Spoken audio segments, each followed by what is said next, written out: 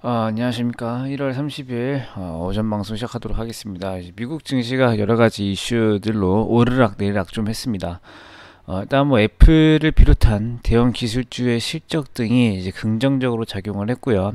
대신에 이제 하락을 했던 이유가 뭐냐 하면은 FOMC에서 파월 의장이 신종 코로나 바이러스를 심각한 문제다라고 인정한 것과 그다음에 IOER이라고 그 미국의 시중 은행들이 중앙은행에 의무적으로 넣어야 되는 지급준비금이라는 게 있습니다.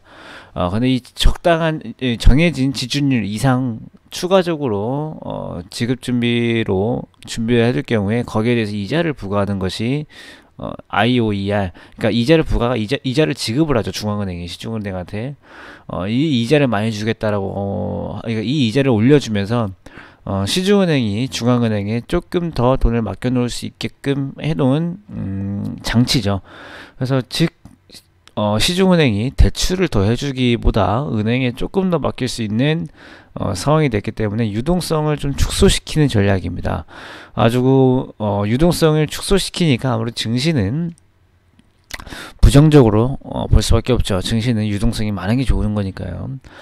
그리고 이제 WHO에서 코로나 바이러스 사태에 대해서 이걸 비상사태로 선포할 것인지 현재 상황을 좀 더 지켜봐야 될지 이거에 대해서 결정하기 위한 논의를 하겠다고 하면서 이것 또한 불확실성으로 작용을 했습니다. 일단 뭐 미국 증시가 대형 기술주 등의 상승이 있었지만은 또 자일링스, 실리콘랩, 그다음에 AMD 이런 반도체 관련주들이 몇 개가 실적이 좀 부진했습니다. 그래가지고 좀 기대 이하의 또 전망까지, 그러니까 기대 이하라는 것보다 조금 보수적인 관점에서 실적을 좀 전망을 내놓았습니다. 그래서 이런 것들 때문에 반도체 업종들이 몇 개, 전부 다는 아니고 이렇게 좀 이슈들이 있는 반도체 업종들이 급락을 하면서 필라델피아 반도체 지수가 전체적으로 좀 하락하는 모습을 좀 보여줬고요. 그래서 또 추가적으로 말씀드릴 게 뭐냐면은 WHO에서 코로나 바이러스 사태에 대해 논의를 하는 게 부정적으로 작용한 이유인데요. 이 이유는 일단은 비상상태가 아니라고 했다가 지금 비상상태로 전개가 된 거지 않습니까? 비상사태로 봐야 할 만큼 심각해졌다고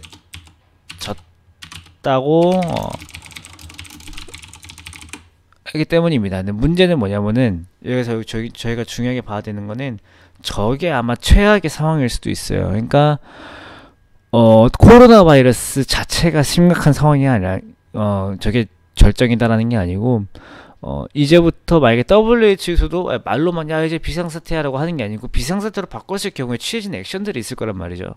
그러면 이런 것들은 최소한 코로나 바이러스에 대해서 추후 변동성을 줄여줄 수 있을 거라고 생각을 하기 때문에 제가 봤을 때 오히려 지금 WHO에서 빨리 코로나 바이러스에 대해서 비상사태로 차라리 해버리고 증시에 한 번 정도 더 충격을 주는 게 훨씬 더 좋지 않을까라는 생각이 듭니다. 그러면 적절한 매수 시기가 언제냐?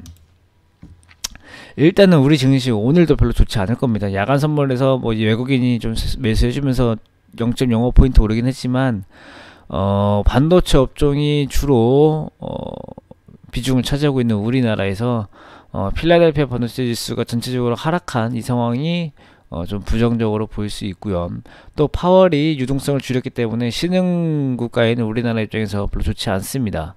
또 이제 우한 코로나 사태로 좀 불확실성이 안 그래도 많이 있는데 WHO에서 저런 논의 때문에 아마 저것도 분명히 부정적으로 작용을 할 거고요. 대신에 우리 시장에서 정부 정책으로 중국 여행 금지, 뭐 중국으로 가는 비행기 금지, 뭐 WHO 코로나 비상사태 선포 이런 것들이 나오게 될 경우에는 분명히 단기적으로 충격을 또 줄 거예요. 우리 증시에. 대신에 이제 이런 것들이 만약에 된다고 하면은 아마 제가 봐도 저 구간이 저점이 되지 않을까라는 생각이 들어서 한번 저 시기 때 노려보시는 것도 좋을 것 같습니다. 자, 오늘 오전 시험 여기서 마치도록 하고 이따가 다시 뵙도록 하겠습니다.